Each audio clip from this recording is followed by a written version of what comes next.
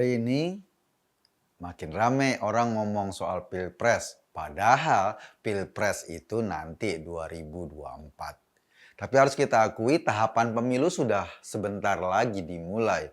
Verifikasi partai, soal jumlah pemilih, dan lain-lain. Sampai pendaftaran caleg, kemudian pendaftaran calon presiden. Kalau kita bicara soal calon presiden, ada dua logika yang sekarang berkembang di masyarakat. Yang pertama adalah logika elit. Logika elit ini kadang-kadang agak lepas dengan logika publik yang ada di masyarakat.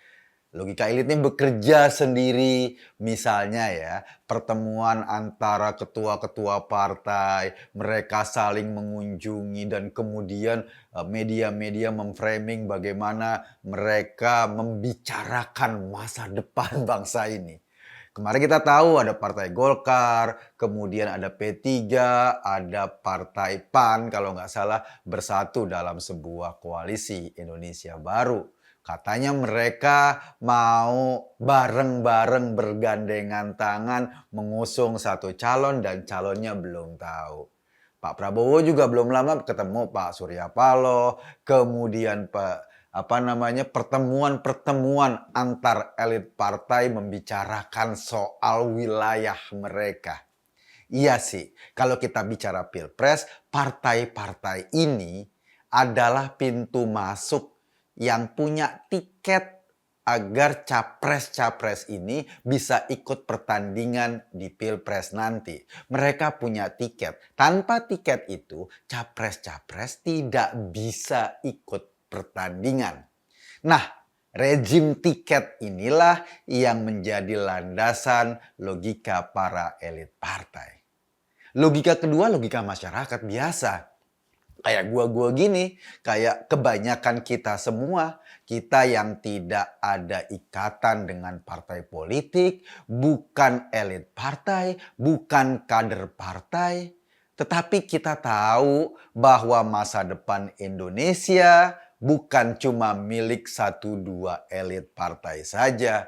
Kita tahu bahwa siapapun yang akan melanjutkan kepemimpinan Pak Jokowi itu dampaknya pasti ke kita-kita juga. Wong kita ini rakyat jelata, kalaupun sebagian Anda juga ada yang rakyat jelita. Tetapi kita sadar siapa yang akan menjadi pengganti Jokowi.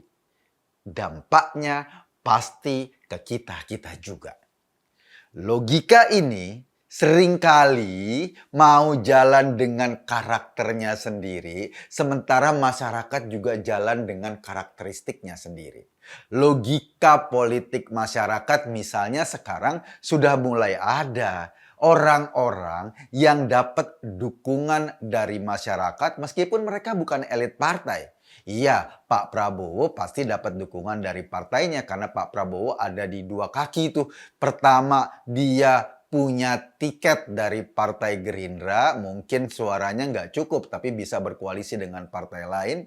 Yang kedua, karena sudah mengikuti beberapa kali pemilu dan keluar sebagai juara kedua, Pak Prabowo masih punya pemilih. Makanya elektabilitas Pak Prabowo masih lumayan. Ya, so-so lah. Masih sekitar 20 sekian persen. Selain Pak Prabowo, ada dua orang yang sebetulnya mereka bukan elit partai. Mereka adalah gubernur yang elektabilitasnya juga lumayan tinggi. Ada Anies Baswedan, ada Ganjar Pranowo. Nah, bedanya Anies benar-benar tidak terikat sama partai. Dia bergerak sendiri dan dia lebih bebas karena dia bukan elit partai. Makanya wajar-wajar saja apabila sekarang atau kemarin pada saat mudik disebar misalnya satu kaos Anies Presiden atau Anies untuk Presiden Indonesia. Begitulah. Dia terang-terangan memainkan ambisinya untuk maju sebagai calon Presiden Republik Indonesia. Kita nggak tahu apakah nanti dapat tiket atau tidak. Posisi Ganjar lebih unik. Dia adalah kader sebuah partai politik yang sebetulnya punya cukup tiket untuk diberikan kepada siapapun calon yang diusungnya. Jadi PDI itu nggak harus koalisi dengan partai lain untuk mengusung seorang calon presiden dan calon wakil presiden. Suaranya, kursinya di DPR memungkinkan dia mengusung sendiri.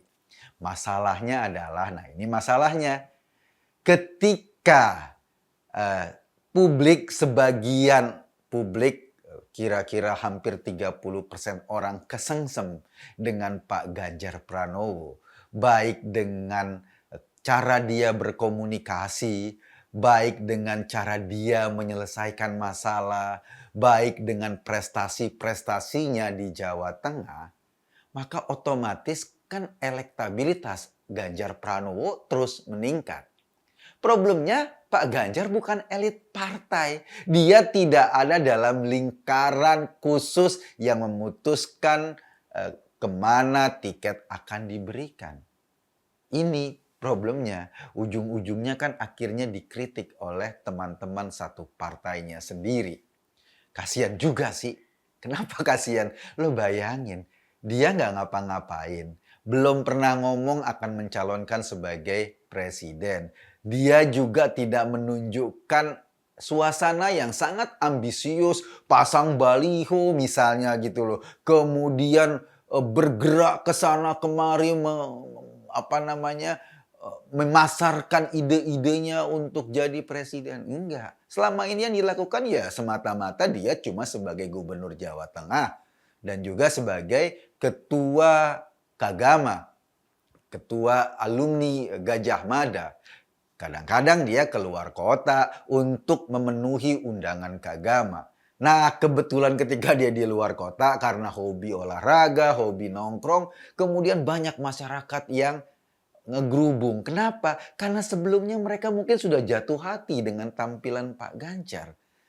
Akibatnya apa? Ya itu tadi, elektabilitasnya terus meningkat. Elektabilitas yang meningkat karena publik suka ini kemudian diterjemahkan oleh sebagian elit partai sebagai langkah yang mendahului partai. Kenapa? Karena itu tadi, rezim tiket berpikirnya bahwa segala sesuatu harus diputuskan oleh partai. Kasian kan? Gara-gara masyarakat kesengsem, akhirnya dioyok-oyok sama para elit partainya sendiri. Tapi gue lihat sih Pak Ganjar tetap punya jawaban-jawaban yang menarik bahwa sebagai kader PDIP yang memutuskan nanti siapa yang diusung sebagai capres dan cawapres oleh PDIP, ya ketua umumnya. Dan itu selalu dikomunikasikan kemana-mana. Dia tetap ingin menjaga dirinya agar tetap konsen sebagai gubernur Jawa Tengah. Tidak ada program-program yang mercusuar, yang seolah-olah mau menarik. Enggak. Biasa-biasa aja. Bedah rumah misalnya ya sudah dibangun cukup lama. Sejak dia menjadi gubernur di periode pertama, program itu sudah jalan. Program-program lainnya juga merupakan program lanjutan ketika dia menjadi gubernur periode pertama ke periode kedua. Semuanya jalan normal.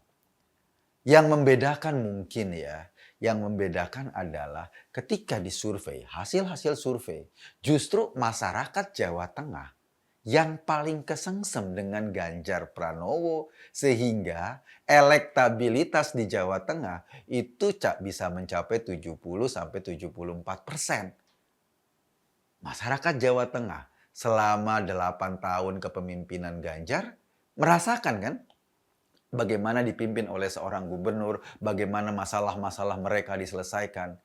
Mungkin karena mereka merasa bahwa kepemimpinan ini efektif, memberi manfaat buat mereka.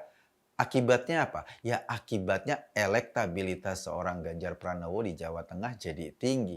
Itu saja sebetulnya sudah menunjukkan bagaimana prestasi kerjanya di lingkungannya itu.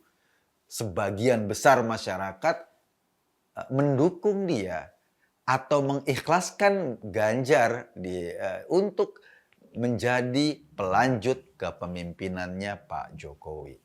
Itu sih yang gue tangkep ya. Makanya gue tahun lalu ngobrol-ngobrol dengan beberapa teman, akhirnya berinisiasi bikin Ganjaris. Ganjaris itu ya kayak semacam organisasi relawan lah. Kita menggunakan logika masyarakat. Kita memang tidak punya wewenang untuk memutuskan siapa yang jadi capres, siapa yang jadi cawapres. Kita memang tidak punya kewenang untuk mengeluarkan tiket itu. Tetapi ingat, kita punya sesuatu, yaitu semangat dan aspirasi politik.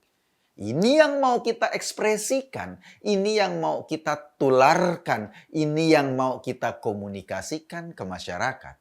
Setahun Ganjaris sudah berjalan. Jadi gue bikin Ganjaris itu jauh sebelum orang ribut soal siapa capres dan cawapres. Tahun lalu tanggal 1 Juni kita deklarasi Ganjaris dan sekarang sudah 1 tahun. Alhamdulillah sudah ada di hampir semua provinsi di Indonesia dan lebih dari separuh, lebih mungkin sampai 70% kabupaten kota di Indonesia. Pelan-pelan kita cerita, pelan-pelan kita ngobrol, pelan-pelan kita berdiskusi tentang Indonesia masa depan.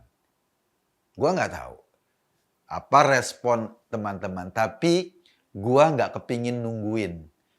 Nunggu tuh maksudnya nunggu para elit itu memutuskan nasib Indonesia hanya di kalangan obrolan mereka saja. Gue pengen melakukan sesuatu, gue pengen berbuat sesuatu karena gue yakin siapapun yang akan menjadi pengganti Jokowi, kinerjanya, karakternya, caranya dia memimpin Indonesia pasti berdampak pada hidup gue. Kalau hidup gue berdampak, masa sih gue mau serahkan begitu saja ke tangan orang lain tanpa gue ngapa-ngapain? Itulah alasan gue akhirnya mau jadi ketua Ganjaris. Ini cuma sekedar diskusi aja. Kebetulan kemarin tanggal 1 itu adalah ulang tahun pertama Ganjaris. Gue cuma ngajak berpikir tentang Indonesia. Kesimpulannya terserah lo. Terima kasih.